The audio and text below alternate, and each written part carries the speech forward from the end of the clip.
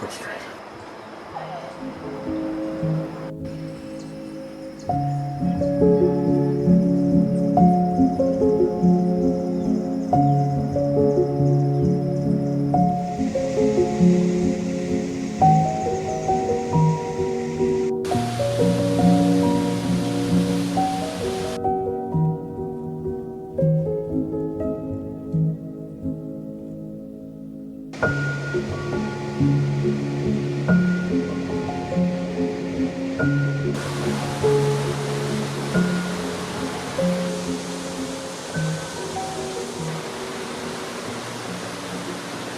My name's Bill Hagan, and I am from the United States. I'm from the Midwest. I never really felt comfortable being like everyone else. So I always like to do things a little differently. And if you've known me for a long time, you know that. I worked in a very hard corporate setting, which was a very good paying job and everything, but I always felt like something was missing. So once we were in a position to be able to make a decision and leave, we did it, and it was very difficult. So when we moved to Ecuador, we knew we wanted to have land, we wanted to be outside. We thought maybe we could get goats or a papaya farm. We had no idea. We just wanted to get here, and we really just stumbled on this farm because it was advertised online, and I thought, let's just go look at it. It'll be fun to see, you know, what it looks like. We found all this coffee was planted. So everything was just kind of started and then abandoned for several years. Thought I just could see the potential. I had like a 5-year vision of what I could make it, that it could be a really special place that people like to come to and learn about coffee and enjoy nature and be in a really beautiful, peaceful place.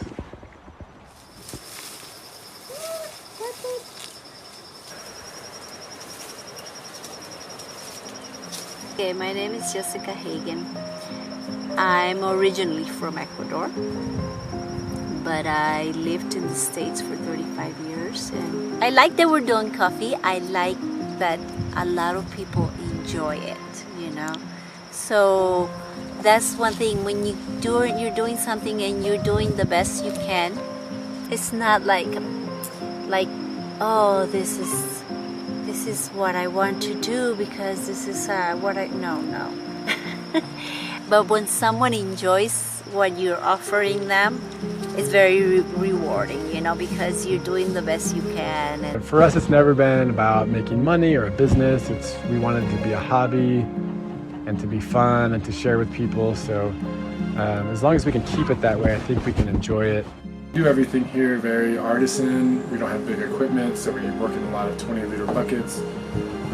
So it does take some time, but I think that contributes to the overall flavor of the coffee and high quality of it because you get your hands really on the whole process. To learn about coffee, the only thing I knew about coffee was that I enjoyed drinking it, and it made me feel happy and excited to get my day started usually. But besides that, I knew nothing. I've always loved coffee just by enjoying it on a daily basis for the most part, especially before work and when I worked in the corporate grind, I needed it. And also, you know, coffee is good for society, really, if you think about it. So in the morning, it gets people motivated to work, to be productive. So there's a lot of beautiful things about it.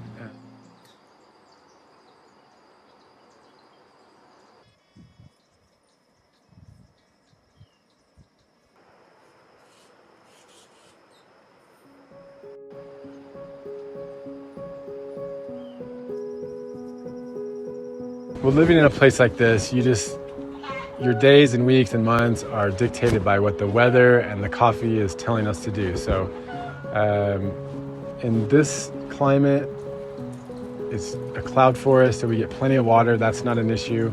We're at 1,700 meters here, which is really ideal. so we live in a country, in Ecuador, that is volcanic. And that kind of dirt makes coffee really good. But cloud forest is, we are always in the clouds.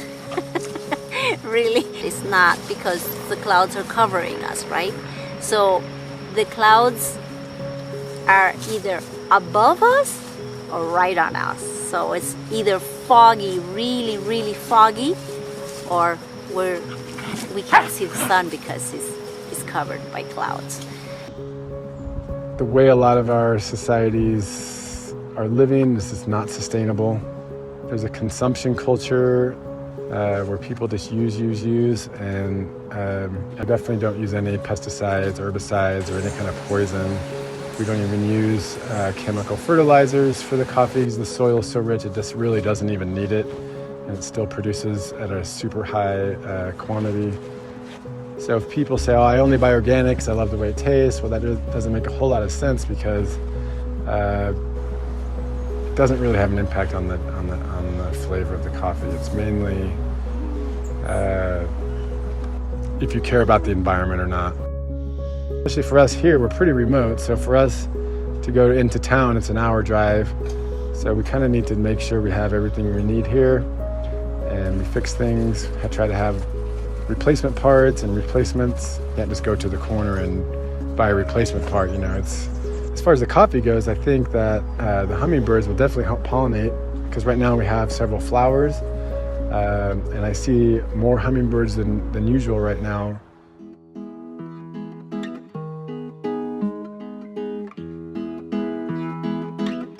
Coffee is very tricky. It hides behind leaves, and sometimes you think it's really red, and then you picked it and it's not totally red, but it's red enough, so you just put it in the bucket, right?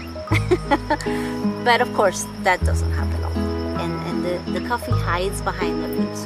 So I sometimes it's really tall, so I have to grab the tree with one hand, pick the top. But I always also look all around on the middle, all around on the bottom. And I miss some sometimes, I do. Everybody misses some. I always tell them, try to pick good, I always tell people. But we're always gonna miss some. Our peak harvest runs typically mid-May to beginning of July.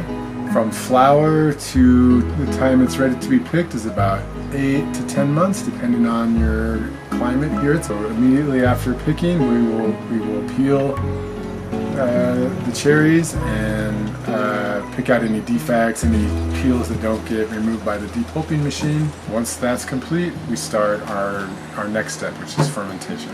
Fermentation is really important. So you can over ferment, you can under ferment, you kind of want to find your sweet spot, and for us it's 24-30 hours. Fermentation helps remove all the mucilage from the coffee bean, and also the sugars from the coffee ferment and give the coffee what it becomes its final real true flavors, and all the different things that go into those sugars are impacted by what's around the coffee, the surrounding trees. So the washing removes all the sugars and honey. They call it honey that's on the coffee. It's really brown looking. The water looks like very dirty water. It's just the coffee honey that's being washed. We also at that point can remove any other defects. The coffee is really humid, so right after it's washed, it may be 70%. After a day in the sun, it can be down to 30. The ideal roasting humidity percentage is between 10 and 12, and so you really have to watch it. If you're drying your coffee too thick and it's too humid, it can get a musty, funky smell, which could carry over into the actual cup if it's left just to get like that. In drying in the wet time, it can take me, I've had stuff drying up to 4 months because it is so humid here. If we have ideal conditions, which is 8-10 hours of sun all day, I can usually dry in 5 to 7 days. But in drying in the sun, you have to be really careful that it's not left too long, because it can over dry on one side, especially if you're not moving it every half an hour, ideally at least an hour. Every hour, give it a nice rotation so it dries evenly. Drying's probably my favorite step, just because it's kind of therapeutic and there's a lot of detail, and it feels good when it comes out nice, ready to roast, nice percentage of humidity. but it does take time, and you just can't let it go and expect it to dry itself. You kind of have to check it every single day. So one of my volunteers, who was also a roaster, told me, and I always use this line, your best cup of coffee is the one you like. Because coffee, for me, I like it a certain way, but other people have to have it another way. So it's almost like something in one's DNA where, in a specialty coffee like ours, really you shouldn't drink it too dark or over roasted or French roast or super oily, because the more you roast, the longer you roast, the more oils are extracted from the coffee, and that's where all the goodness is, all the caffeine, all the flavor profiles. We offer all types of roasts, from medium and a really light medium to an extreme dark. I call it expert only dark.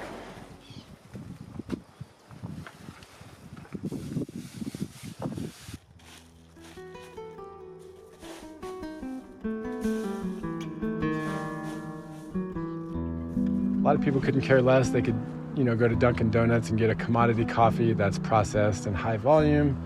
But I think more and more people are looking for, a really special cup that makes them feel great. Affordable cup of coffee. It could come from Africa, Asia, and South America. All different regions, all different processes, all different altitudes, all different philosophies. Single origin could be a single country, but if you get a single estate, a single farm like ours, you know exactly what you're getting. You know the altitude, you know the process, you understand the people, what they do to produce it. The closer you can get to a smaller farm, high altitude, you're probably going to get a pretty good cup of coffee.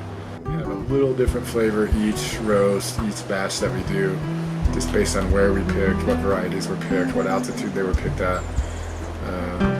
And it could vary from season to season too, depending on weather and precipitation that year. It's 3 or 4 different varieties of coffee. Some of it are a little higher altitude, some get more sun, some get more shade. So depending on which part of the farm that particular roast was harvested from, you might have a little different profile as far as the taste and flavors go.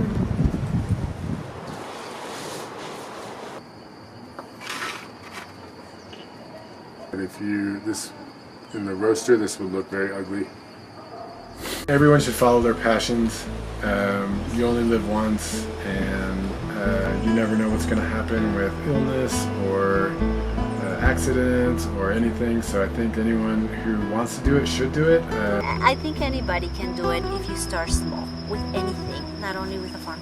You gotta start small and things that you can afford, something that is not gonna stress you out, but something that's gonna feel good, Once we decided we wanted to do something like this, we did something every single day to work towards it.